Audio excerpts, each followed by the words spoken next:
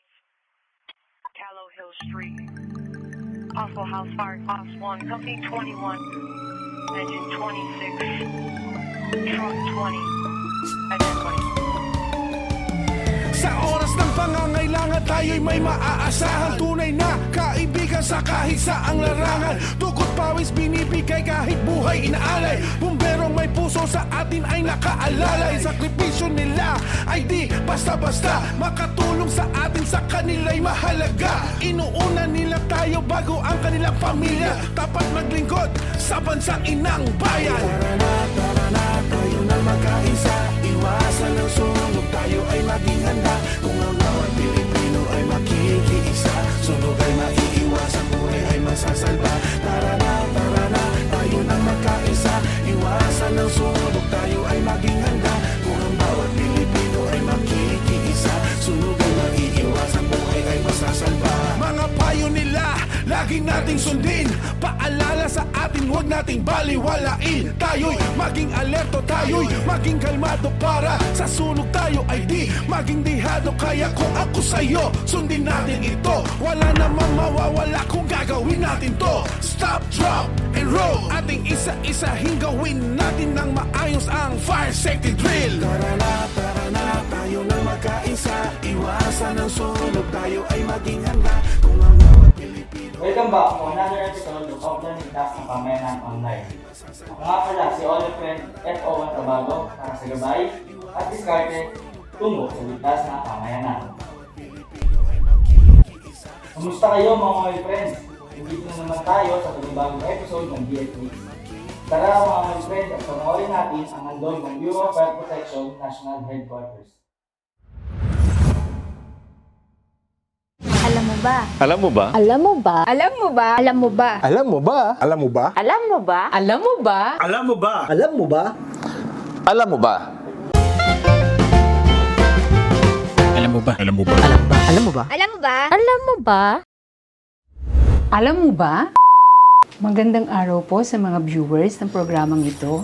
We are very thankful that we're given this opportunity to reach you through this program, which is being initiated by the Fire Safety Enforcement Division of the BFP National Headquarters. So for this time, I will be discussing some points or some clarifications regarding our directive on the submission of scanned personnel records or 201 file. Ang submission po or updating ng ating personal records or 201 file, which includes personal data sheet or PDS for short, ay ginagawa po natin every 2 years. Our last submission was done in 2019, so it's been 2 years.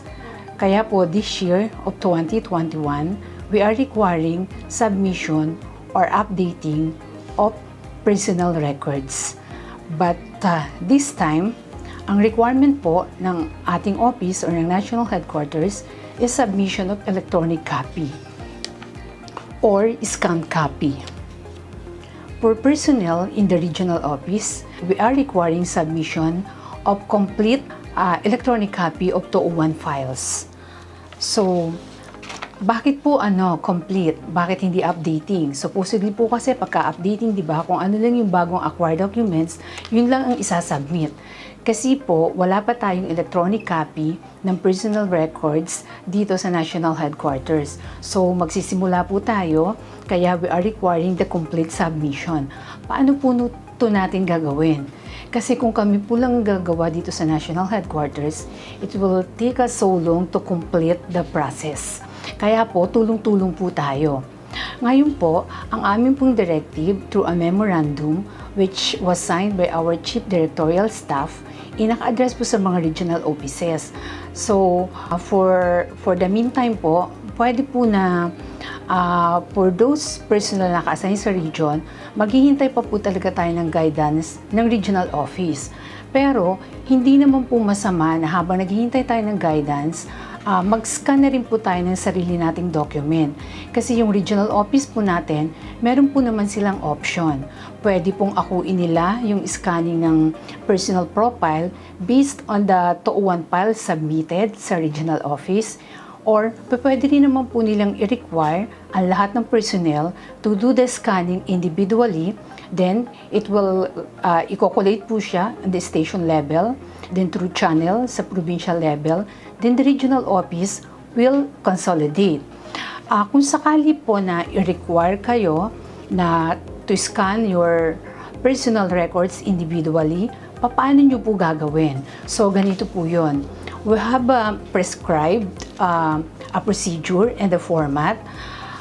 Kailangan po lahat po ng personal records natin nakascan in PDF format. Magki-create po kayo ng individual folder. So, bawat personnel merong individual folder. Ang file name po ng folder, last name, first name, and middle name. So, for example, ang complete name ko po is Gina Matanggihan Flores. So, ang file name ng folder ko is Flores Gina Matanggihan. O ano po yung content ng ating 201 file? We have also prescribed an order na nakastipulate po yun sa ating memorandum. The first consideration would be PDS. So, bali, yun po yung pinakang unang PDF file. May sarili po siyang PDF, Personal Data Sheet for CY 2021. So, bago nyo po i-scan ang inyong PDS, kailangan completely filled up. Merong signature ang concerned personnel. Merong signature ang authenticating officer, the authorized authenticating officer or administering officer. And meron pong naka-attach na picture taken not later than or within 6 months upon the date of submission. And second consideration po, or the next order is updated service record. Meron po rin siyang sariling PDF file. So, bawat document meron kanyang PDF, naka-PDF format, position description form, attested appointment. Ang attested appointment po, lahat ng appointment. So, kung nagsimula ka na FO1, merong temporary, merong permanent, and ikaw inspector na ngayon or SFO4, lahat po ng attested appointment, isang PDF format po siya. Then, oath of office and assumption of office, mandatory training, includes all mandatory training from FBRC up to the highest training. Isang PDF din po siya. So, ibig sabihin marami pong PDF format. Then, eligibility, lahat ng eligibility na acquired. Then, school credentials. It includes transcript of records and diploma, birth certificate of BFP personnel, kayo po mismo. Then, marriage certificate, kung meron. Birth certificate of dependents. So, lahat po ng birth certificate ng dependents, isang PDF po siya. Kumbaga, nakahiwala yung sa personnel, nakahiwala yung marriage certificate, nakahiwala yung birth certificate ng dependents. And kung ano pala po yung pangalan ng document, yun ang pangalan ng PDF file. And kung meron pa pong iba, ay others, kung meron mga case decision, so kung ano yung case decision, yun din po yung title. Kung merong relinquishment of office in case na merong turnover of designation. And kung others po, whichever applies, kung ano po yung document na meron pa na wala po doon sa aming nabanggit.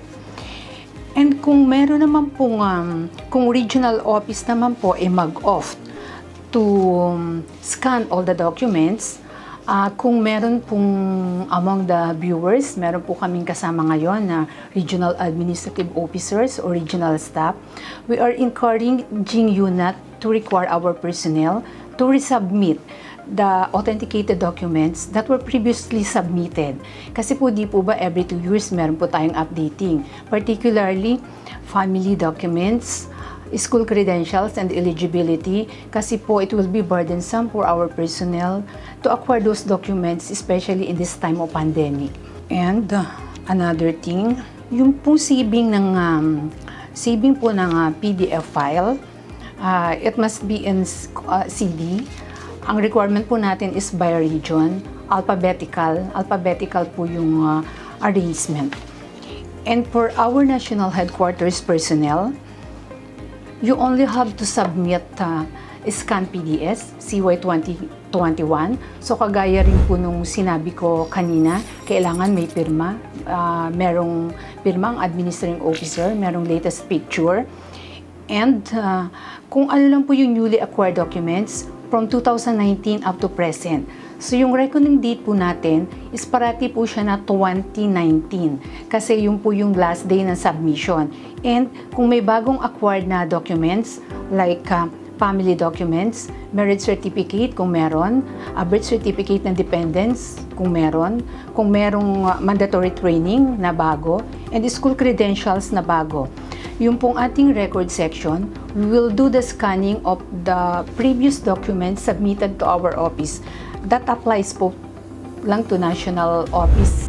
Ang submission po, USB. Kailangan din po ang submission po ng national headquarters by office. Nakasave siya sa USB. Pagdating po sa record section, itatransfer lang sa database ng records, then isusoli na rin yung inyong USB. So, also for the national headquarters personnel, kahit po ang nare-require lang natin ay updated or bagong document, pwede rin po na i-scan nyo po lahat ng inyong document kasi di po ba, para po meron tayong personal file, whatever happen, fortuitous event na mangyari, masira lahat ng ating physical document, meron po tayong sariling file. If ever po na meron kayong clarifications regarding this submission, you can contact or address your concerns to FO2 Jason De Guzman or FO2 Laramie Martilios at telephone number 02-426-0219, local 202, or mobile phone number 0917-305-58246. Ang sinad po na deadline na submission ng office is not later than May 31, 2021, pero kung makakasubmit po kayo ng mas maaga, mas mainam po. Sana po itong aming information sharing ay nakatulong sa inyo para po mas maliwanag ang inyong understanding regarding our directive for the submission of scanned personal records. Ngayon, alam mo na. Alam mo ba? Alam mo ba? Alam mo ba?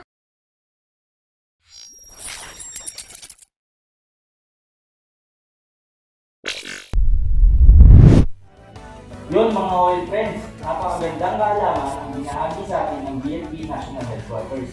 Panoorin naman natin ang handog ng Makati Fire Station tungkol sa Globe Bagets.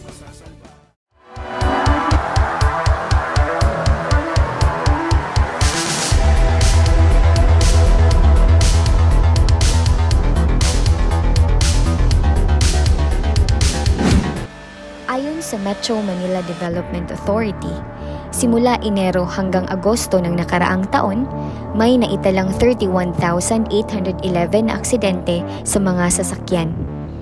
Sa mga nasabing aksidente na ito, 6,614 ang naitalang mga nasaktan at 136 naman ang bilang ng mga binawian ng buhay. Ang mga pangunahing dahilan sa mga aksidente na ito ay unang-una, pagmamaneho ng lasing, pagod at puyat na driver, mga biglaang pagkasira ng sasakyan, kagaya na lamang ng pagkawala ng preno. Paano po ba maiiwasan ang mga ganitong pangyayari? Maaari nating maiwasan ang mga aksidente na ito sa pamamagitan ng regular na inspeksyon at tamang pagmentena ng ating mga sasakyan bago bumiyahe. Isang maganda at ligtas na umaga po sa ating lahat. Ako po si Fire Officer 2, Vanessa Enrizo ng Makati Fire Station para sa Gabay at Diskarte tungo sa ligtas na pamayanan. Nandito po tayo ngayon sa Toyota Pasong Tamo, Makati upang matutunan ang kaligtasan sa paggamit at tamang pagmaintenance ng ating mga sasakyan. Tara! Ngayong araw na ito, makakapanayam po natin si Mr. Jeffrey D. Resuello, Group In-House Technical Trainer ng Toyota Pasong Tamo, Makati. Good morning, sir. Sir, bago po ang lahat, nais po muna namin kayong pasalamatan sa oras at panahon na inilaan niyo po sa amin upang mapaunlakan ang BFP Makati. By the way, sir, meron po kaming mga inihandang mga katanungan para mabigyan po natin ng kaalaman ang ating publiko patungkol sa kaligtasan ng ating mga sasakyan. Unang-una po, sir, paano po ba makakasiguro ang ating publiko na ligtas gamitin ang kanilang mga sasakyan bago po sila bumiyahe? Sa general rule, kailangan lahat ng sasakyan is dumaan sa tamang maintenance. Ang tawag natin regular maintenance dapat. Yes, okay po. So, sir, meron po bang mas madaling paraan upang mas madali rin po nating matandaan ang lahat ng mga bagay na dapat po nating i-check bago po natin gamitin ang ating mga sasakyan?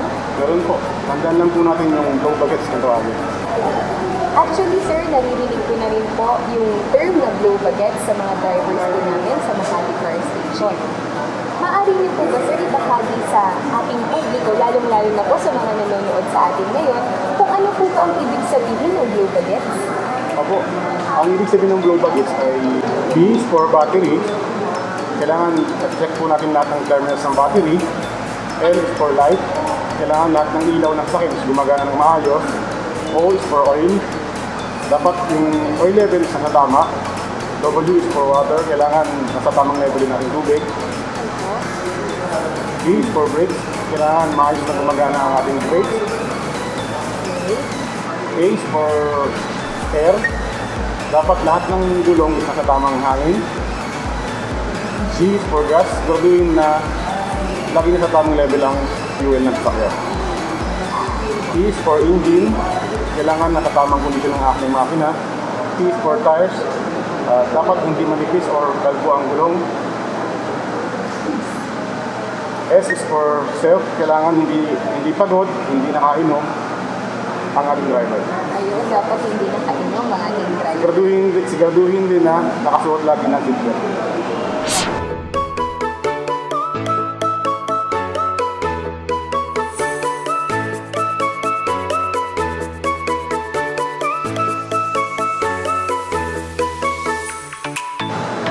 Muli, ako po si Fire Officer 2, Vanessa Enrizo ng Makati Fire Station. Kasama po si Jeffrey Rosuelio, in-house trainer ng Toyota Pasong Damo. para sa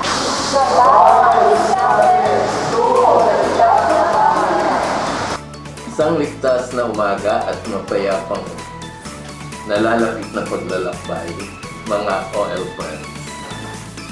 Ako po si Salvi Centeno ng Toyota Pasong Tamo, Service Department Head, ay nagpapaalala sa inyo tungkol sa nalalapit na paglalakbay sa Semana Santa. Kami po ay malugod na aalalay sa inyo sa inyong mga pangangailangan sa inyong paglalakbay. Maaari niyo po kaming tawagan sa mga numerong 889-38-084 para sa anumang pangangailangan tungkol sa inyong paglalakbay. Magandang araw po muli at maraming salamat sa inyong pagtangkilik.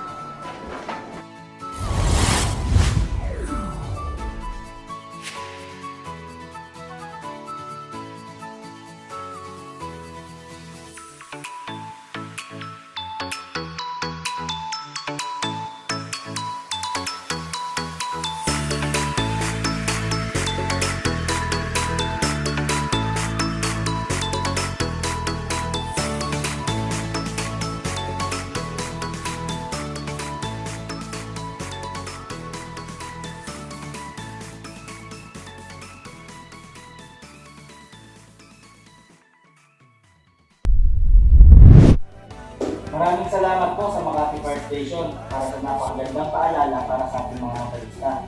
Sa tingin ko, hanggang dito na lang po tayo mga friends. Naman po natin ulit ang susunod sa episode dito sa Gabay at Diskarte tungo sa ligtas na pamayanan ng Filipino na Jetflix. Avenue North, Callow Hill Street. Possible house fire, Fox 1, Company 21, Engine 26, Truck 20, Engine 20. Sa oras ng pangangailangan tayo'y may maaasahan. Tunay na kaibigan sa kahit saang larangan. Dugot pawis binibigay kahit buhay inaalay. Bumberong may puso sa atin ay nakaalalay. Sakripisyo nila ay di basta-basta. Makatulong sa atin sa kanila'y mahalaga. Inuuna nila tayo bago ang kanilang pamilya. Tapat maglingkod sa bansang inang bayan. Tara na, tayo na magkaisa. Iwasan ang sunog, tayo ay maging handa. Kung ang bawat Pilipino ay makikiisa, sunog ay maiiwasan, buhay ay masasalba. Tara na,